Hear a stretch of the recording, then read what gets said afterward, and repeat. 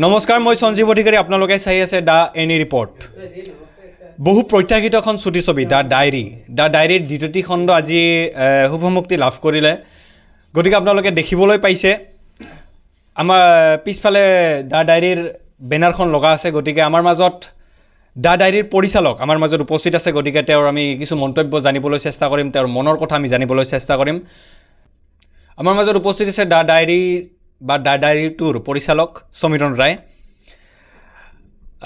প্ৰথমে আপোনাক দা এনি ৰিপৰ্টত স্বাগতম জনাইছোঁ নমস্কাৰ দা ডায়েৰীটো আজি শুভমুক্তি লাভ কৰিল গতিকে এটা শুভৰ দিন গতিকে আপুনি ইয়াৰ বিষয়ে কি ক'ব দা ডায়েৰীটোৰ বিষয়ে বা দা ডায়েৰীৰ বিষয়ে বা কি ক'ব আপুনি হয় মই দা ডায়েৰী বা ওৱান ফাৰ্ষ্ট পাৰ্ট আৰু ছেকেণ্ড পাৰ্টখনৰ পৰিচালক হয় কিন্তু এই যিখিনি মোৰ লগত আছে অভিনেতা অভিনেত্ৰী বা যিখিনি মোৰ লগত কাম কৰিছে সেইখিনি মানুহ মানে নাথাকিলে এইখিনি হয়তো সম্ভৱ নহ'ল হয় আৰু লগতে মানে বহুত সকলে মিলি আমি কৰিছোঁ কামবোৰ মই অকলে কৰা নাই কেৱল মই কাহিনীটো লিখিছোঁ ময়ো প্ৰথম হয় মই ইমান দূৰ নাজানো ময়ো মানে পৰিচালনা কৰিবৰ বাবে সকলোৱে মিলি আমি কৰিছোঁ আৰু এইখিনি দা ডায়েৰীটোখনত আপোনাৰ চৰিত্ৰ আছে নেকি কিবা এটা যিহেতু আপোনাৰ পোষ্টাৰখন লগাই আছে ছবিখন লগাই আছে চৰিত্ৰটো কেনেকুৱা আছে ধৰণৰ মোৰ চৰিত্ৰটো আচলতে খলনায়ক চৰিত্ৰ মানে নিগেটিভ কেৰেক্টাৰ মই মানে প্ৰথমে এইটো কেৰেক্টাৰ মানে ভাল পাইছোঁ মই নিজে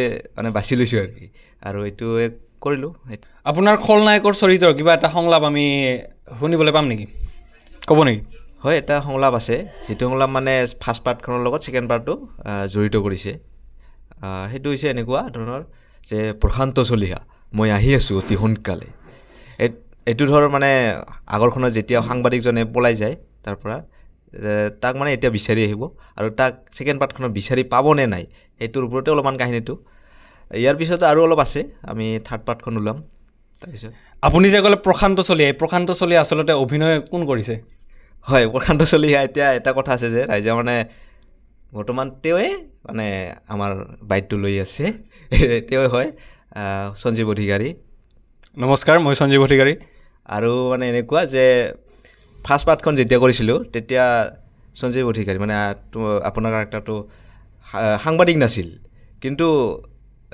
মানে কেৰেক্টাৰটো সাংবাদিক আছিল ৰিয়েল লাইফত সাংবাদিক নাছিল কিন্তু এতিয়া এনেকুৱা হৈছে ছেকেণ্ড পাৰ্টখন যোৱাৰ লগে লগে ৰিয়েল লাইফতো সাংবাদিক হৈ গৈছে আৰু ৰিয়েল লাইফতো সাংবাদিক হৈ গৈছে কেৰেক্টাৰৰ লগত মানে ৰিয়েল লাইফ মিলি গৈছে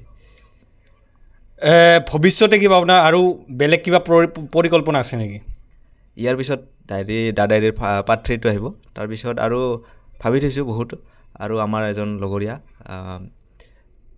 ফণীন ৰায় তেওঁৰ আহিব লগা আছে এখন নামটো এতিয়া নকওঁ বাৰু ইমান মানে সঠিকভাৱে আমি ভাবিব পৰা নাই আহি আছে এইখনো অতি সোনকালে ৱেব ছিৰিজ হিচাপত আহিব এইখন ধন্যবাদ জনাইছোঁ বহু প্ৰত্যাশিত এখন ছুটি ছবি দা ডায়েৰী 2 শুভমুক্তি লাভ কৰিল আপোনাৰ অনুভৱ কেনেকুৱা যিহেতু আপুনি দা ডায়েৰী 1ত আপুনি কাম কৰিছে হয় মই প্ৰথমতে মোৰ সমূহ বন্ধু বান্ধৱীসকলক মই দা এনি ৰিপৰ্ট চেনেলটোক স্বাগতম জনালোঁ মই দা ডায়েৰী 2খন চাই ভালেই পালোঁ যিহেতু মই দা ডায়েৰী 1খন মই কৰিছিলোঁ অভিনয় ৰবিকান্ত বৰুৱা ভালেই হৈছে আশা কৰোঁ আৰু আমি এনেকৈ যাতে নতুন আৰু ভিডিঅ' বনাব পাৰোঁ সেইটোৱে আৰু অভিনয় জগতত কিমান ধৰি আপুনি জড়িত আছে কিমান বছৰ ধৰি মই অভিনয় আজি প্ৰায় 2 বছৰ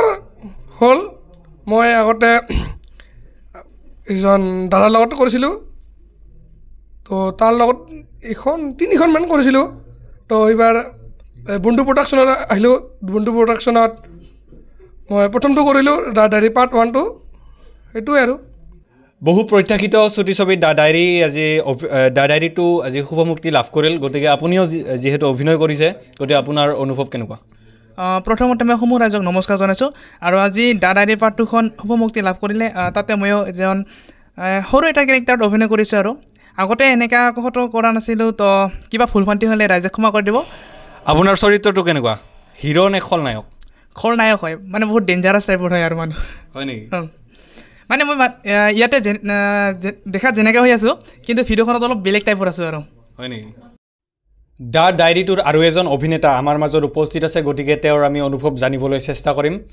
হলিৰাম ৰায়, আপোনাৰ অনুভৱ কেনেকুৱা যিহেতু আপুনি দ্য ডায়েৰীটো কৰিলে? অনুভৱ ভালেই, যিহেতু এইবাৰ প্ৰথমবাৰৰ বাবে অভিনয়ত ভৰি দিছোঁ, গতিকে ভালেই লাগিছে কাম কৰি। গতিকে আপোনালোকেও চাব, ভাল হৈছে চুটি ছবিখন। আপোনাৰ চৰিত্ৰটো কেনেকুৱা বা কি ধৰণৰ?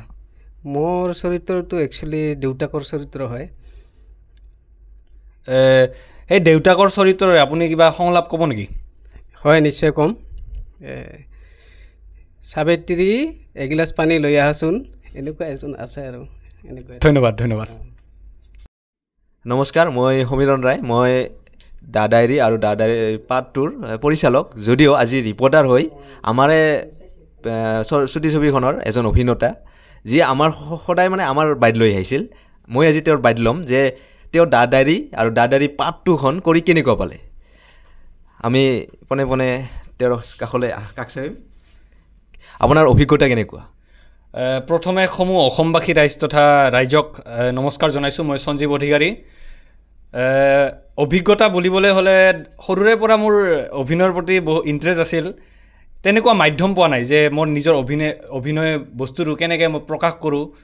গতিকে দ্য ডায়েৰী বা দ্য ডায়েৰী 2 এনেকুৱা মাধ্যম হ'ল যে মোৰ অভিনয় জনতাৰ কাষলৈ ল'ব পাৰিলে। আৰু